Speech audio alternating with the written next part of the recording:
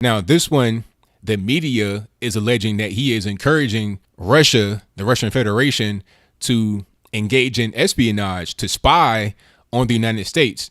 Now, what he said in full context made perfect sense, but the media did not play his statements in full context. They played the statements from a press conference earlier today in Miami and then spun them in a completely different way. And it was also funny when he responded what happened there as well, because someone got wrecked who has been wrecked before. Now, what I want to do right now is I want to play the way that the media portrayed his statements, like how they cut it up and presented it to you. And then I want to play the full context of what was actually said, audio and video. So let's roll with the first clip right now. Russia, if you're listening, I hope you're able to find the 30,000 emails that are missing. I think you will probably be rewarded mightily by our press. You see how that could look bad. I mean, when you see that, you're like, wow, what are you doing, Trump? You're trying to tell the Russians to hack the United States? Maybe you think like that, but maybe you're able to see through it. Maybe you are not a blind person. You're able to understand what's going on and that it's more than meets the eye. Now, what I want to do right now is play you an irrefutable tape of Donald Trump saying his statements in full context. Roll it. What do I have to get involved with Putin for? I have nothing to do with Putin. I've never spoken to him. I don't know anything about him other than he will respect me. He doesn't respect our president. And if it is Russia, which is probably not, nobody knows who it is, but if it is Russia, it's really bad for a different reason, because it shows how little respect they have for our country when they would hack into a major party and get everything. But it would be interesting to see. I will tell you this. Russia, if you're listening, I hope you're able to find the 30,000 emails that are missing. I think you will probably be rewarded mightily by our press. Let's see if that happens. That'll be next. Yes, sir. See, now it's different. Now it's completely different, because the first tape, it made him seem like he was saying, hey, Russia, hack us right now and they're finding 30,000 emails. But in this one, he's saying, no, if you have them, which they might not, but if they do, he's not encouraging them to engage in espionage. He's not encouraging them to spy. He's just saying, hey, if you did hack, whoever hacked, give up the emails that are missing. You got 30,000 emails that are currently missing that nobody can find. If you were able to hack into the system and find all these emails that are currently up right now in the DNC leaks, then maybe you have some more that are unreleased that could be linked to Hillary Clinton and maybe could contain 30,000 missing emails. And then he kind of doubled down on it on Twitter when he basically said, turn them over to the FBI, right? And that makes perfect sense. How can you argue with that tweet? He's basically saying, if you have any kind of stolen information, any kind of missing information, give it to the FBI. I mean, I'm sure they'd love to have it. I'm sure they would love it. I don't think the FBI would turn that down. So him saying that made perfect sense. Now, of course, when he said the original statement that was uncut, you had someone in the audience who wanted to cut it up already in her head. Now, who I'm talking about is a woman named Katy Tur. Now, her role right now is to cover Donald Trump. I think this has been her role ever since last year when she got wrecked at Trump Tower. But if you listen to Hillary, she is so weak on immigration. We will have a crime wave like you've never seen before. Immigration is down. Why is this such a big topic for you right now? Oh, immigration's a very big topic. Take a look at all the crime that's being committed. Go take a look at it. The research says the crime does not match what you're saying. The research, the Pew Research, which is independent, says. Don't be naive. You're a very naive person. The Pew Research says that there are, for immigrants on the whole, Come on, try getting it out. Try getting it out. I'll get it out. I mean, I don't know if you're going to put this on television, but you don't even know what you're talking about. Try getting it out. Go ahead. It kind of set the tone for her career going forward, I think. I think that NBC saw that. They saw what kind of ratings he got. They may be thinking that she could be the next Megyn Kelly or something like that. So it's like, okay, we're going to put you on permanent Trump detail. And I noticed that too, because it seems like every time I watch NBC Nightly News with Lester Holt, they have a segment where they trash on Trump, and it's always Katy Tur that is doing the trashing every single time. I think that's her role now. And I think they're doing it intentionally to build her career up the same way Megyn Kelly did, because you notice after Megyn Kelly had that whole thing with Trump last year, you know, about the bleeding from wherever, after that whole thing happened, she was able to really elevate her status. She's like almost at Barbara Walters level now, really.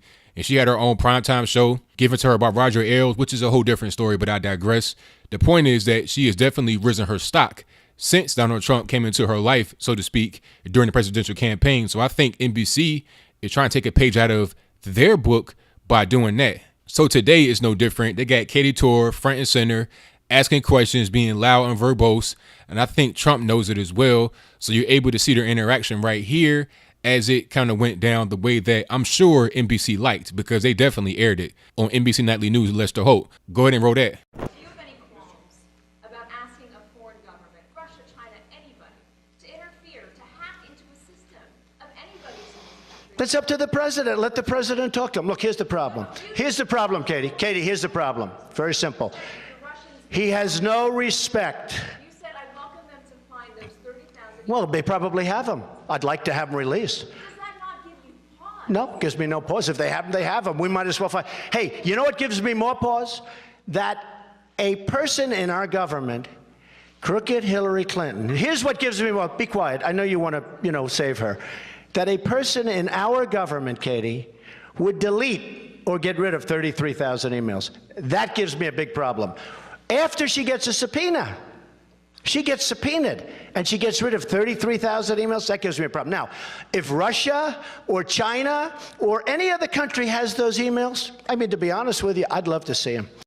So you see what happened there. Now, what she was asking him obviously was about the whole Russia thing, because this statement came right after his statements about Russia. Like I said, in her mind, she was already calculating what the response would be and how NBC would cut that up.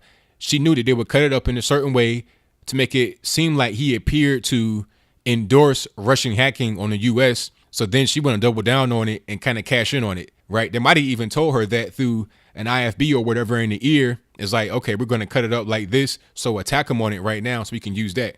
I mean, it would make sense. It got a lot of attention. I mean, this video might get a few views off of that, but that's what they want to do.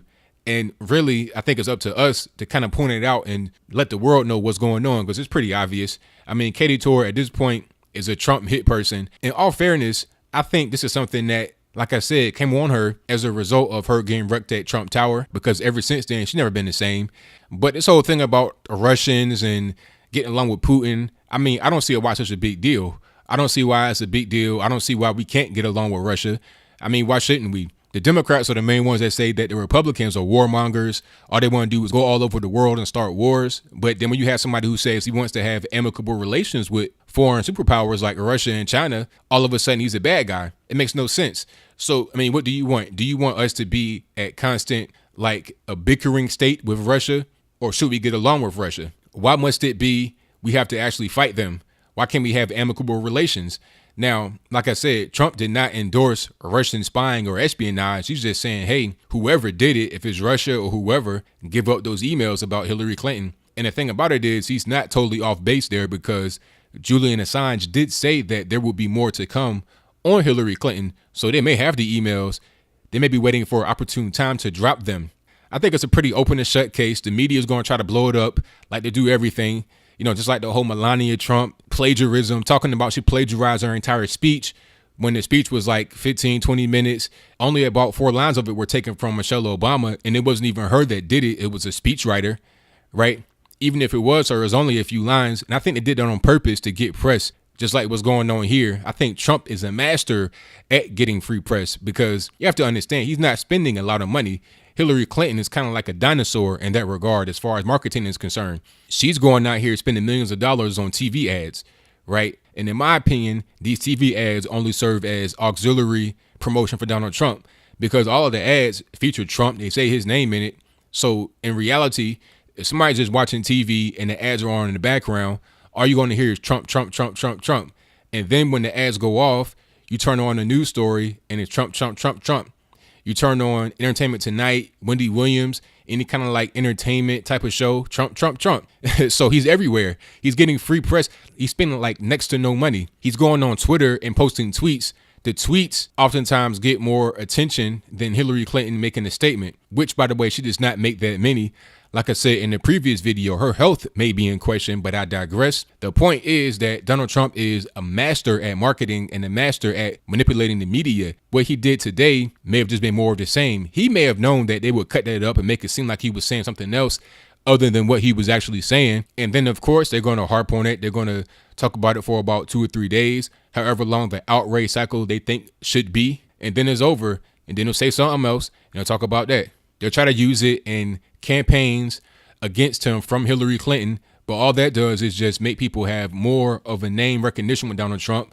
And then you have the DNC where they're protesting Black Lives Matter and everybody else is protesting against Hillary, right? It doesn't seem like she has a chance of winning, because the thing about the Republican Party is that we're fractured only at the top. You know, it's only the people that are the top of the food chain, the politicians, that are kind of fractured and not unified on Trump. But the people are unified on Trump. Trump has people from the right, the center, and the left over on his camp. It's not division like you have over on the left. On the left, the people are divided. It's not those at the top. You know, people at the top all want Hillary Clinton. Everybody that stumped for Bernie and everything else, all of that's gone. All of them want Hillary Clinton. But the people are divided. I mean, you could see the whole thing with the concentration camps they call the DNC, with these 8-foot tall steel fences that are basically impenetrable, looking like an episode of The Walking Dead when they had that the little community. Then they had the gate. I'm waiting for the gate just to completely collapse or somebody to run a car through it, and then it's like World War Z. And they just pour over the gate, pour through the gate, and then just start creating havoc, right? That's the way it looks to me. But I digress. The whole point is this: they are fractured in their party as far as the left. But on the right, the people are unified. And people that are at the top, people that want Jeb Bush and Ted Cruz, they'll have to get with the people, because at the end of the day, the people are going to vote them in and vote them out. So they have no choice but to get over it and just roll with it. So what do you think? Do you think that Donald Trump was rude to tell Katy Tur to be quiet? I thought it was funny, actually, because this is kind of like what they do. This is kind of their relationship at this point. You know, it all started last year, like I said before, when he wrecked her at Trump Tower.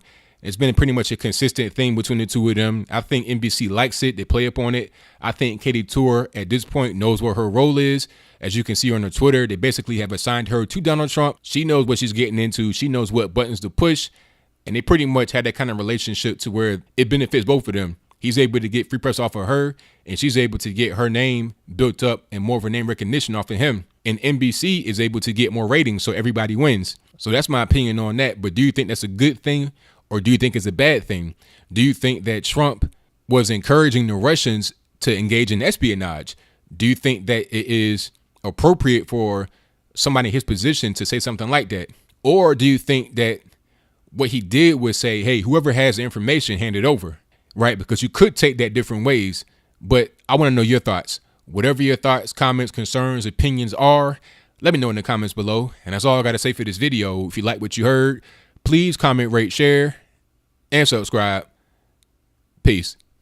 Russia, if you're listening, I hope you're able to find the 30,000 emails that are missing. And I'm being sarcastic with something. First of all, they don't even know. Of course I'm being sarcastic. And they don't even know, frankly, if it's Russia. They have no idea if it's Russia, if it's China, if it's somebody else. Who knows who it is? But you have 33,000 emails deleted. And the real problem is what was said on those emails from the Democratic National Committee. You take a look at what was said on those emails. It's disgraceful. It's disgraceful. They talk about religion. They talk about race. They talk about all sorts of things, including women. And what they said on those emails is a disgrace. And they're just trying to deflect from that.